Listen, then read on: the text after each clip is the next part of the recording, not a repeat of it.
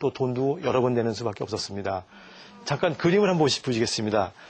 지금 여러 가지 문제가 홍수 문제, 가뭄 문제, 화재 문제, 수자원 보전, 물순환, 에너지 절약, 시민 참여, 친환경 전부 다 물에 관계되는 문제인데 예를 들어서 하천을 관리하는 하천법에서는 오로지 홍수만 대비하는 그런 시책만 했었죠. 가뭄 시책은 못했습니다. 물 나는 거 끄는 거는 못했습니다. 또 마찬가지로 수도법에서 물을 공급하는 시스템에서는 홍수에 대해서는 생각 안 하고 물 수자원 확보에 대해서만 생각을 한 거죠. 그래서 이와 같이 하천법에서도 돈을 내고 그리고 수법에서도 돈을 내지만 사회 시스템은 안전하지 않고 돈은 돈대로 내고 그래서 물 관리하는 방법 중에서 지금까지 한 가지 목적에서 했던 그런 시스템에서 전체를 아우르는 한꺼번에 다 할 수 있는 다목적의 방법 일석이조라는 말 있죠? 네. 돌 하나로 가지고 두 마리의 새를 잡는 것. 두 마리도 잡고 세 마리도 잡고 네 마리도 잡을 수 있는데 지금까지는 한 마리 잡는 데만 끝이었다고 생각할 수 있습니다.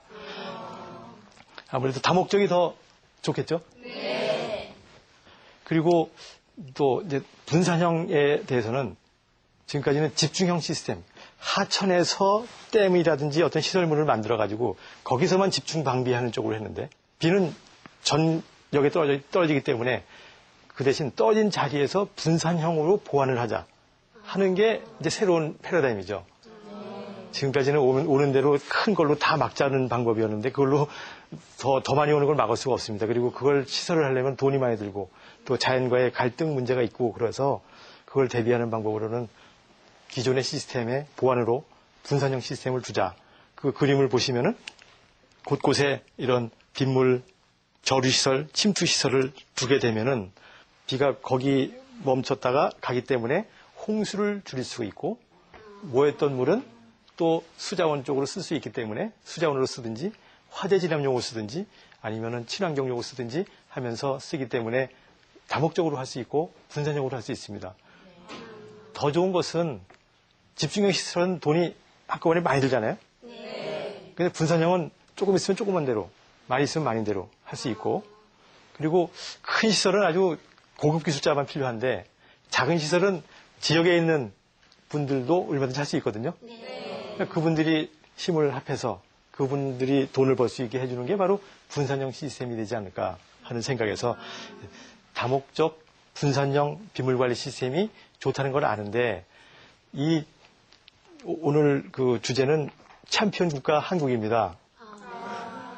근데 저는 우리나라 옛날 선조들이 이런 다목적 분산형 빗물관리 시스템을 이미 다 했다는 것을 보여주고 전 세계 물 문제를 해결할 수 있다는 것을 이제 말씀드리려고 합니다. 다 아시죠? 여름에 우리나라는 비가 많이 온다. 그래서 오면 또 굉장히 많이 옵니다.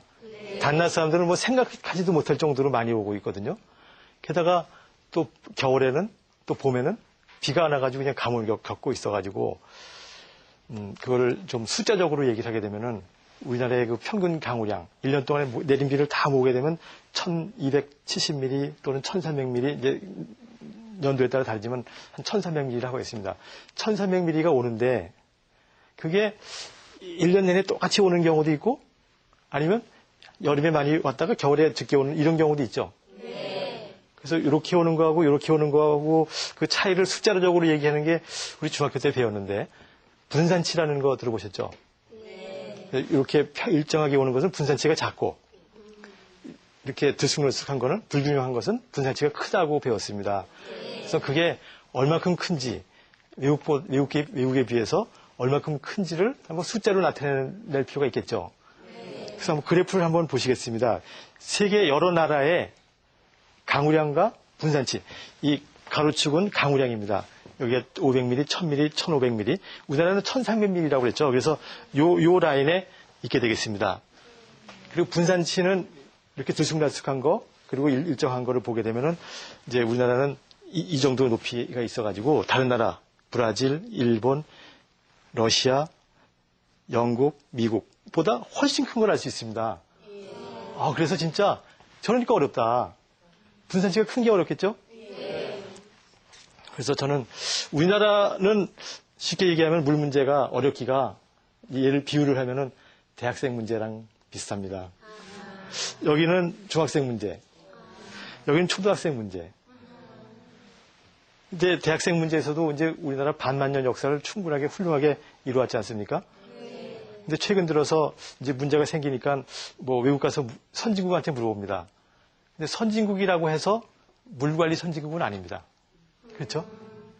비가 많이 오고 그런 하드 트레이닝을 겪고 그걸 잘 겪은 나라가, 잘 극복한 나라가 이제 물 관리를 잘하는 것인데 선진국, 예를 들어서 일본, 미국 같은 데는 강우량이 비슷해요. 그래서 우리가 벤치마킹 할 나라는 우리나라에 물 문제가 있을 때 이것을 우리가 배우러 가야 될 나라는 이런 나라도 아니고 이런 나라도 아니고 그러면 어디로 가야 되겠습니까? 과거 우리나라. 그 과거 우리나라 사람들은 수많은 하드 트레이닝을 겪었겠죠. 비가 엄청나게 와서 홍수에서 다 떠내려버린 경험도 있고 비가 안 와가지고 농사를 못 져가지고 굶은 그런 경우도 있었고 그럼에도 불구하고 잘 살았다. 그러면 거기에 어떤 노하우가 있지 않을까 하는 생각입니다. 그래서 그 비결이 뭘까 하는 것을 찾으면은 그것이 바로 전 세계 물 문제를 해결할 수 있는 방법이 아닌가 이렇게 생각을 합니다. 저는 여기에 옛날에 5,000년 전에는 뭐 기술이 그렇게 많지 않았죠. 그렇지만 거기에 대한 그 자연에 대한 생각, 철학, 어떻게 잘 살아야 되는지 이런 것들이 그런 그 철학과 정신이 있었기 때문에 기술이 없었어도 잘 살았다고 생각이 됩니다. 그러면 저는 이걸 우리나라의 역사로부터 볼 수 있다고 생각합니다. 이 땅에서 살기 위해서는 선조들이 어떤 교훈을 줬을 것이다라는 생각입니다. 근데 이건 우리 단군 이야기로부터 생각할 수 있습니다. 단군이 내려오실 때 세 사람의 신하를 거느리고 오셨다고 그랬죠. 우사, 운사, 풍백. 왜 많은 분 중에서 그분들을 모시고 왔느냐 하면은 우사, 운사, 풍백이 전부 다 기후에 관계되는 사람입니다. 우사는 비를 관장을 하고 운사는 태양을 관장하는, 태양을 가려서 컨트롤하는 게 운사 아니겠습니까? 그리고 풍백은 바람의 신. 근데 이런 분들이 요새 신재생 에너지와 관련돼서 많이 이제 거론되고 있습니다. 요새 뭐 태양열 에너지 이런 거 있지 않습니까?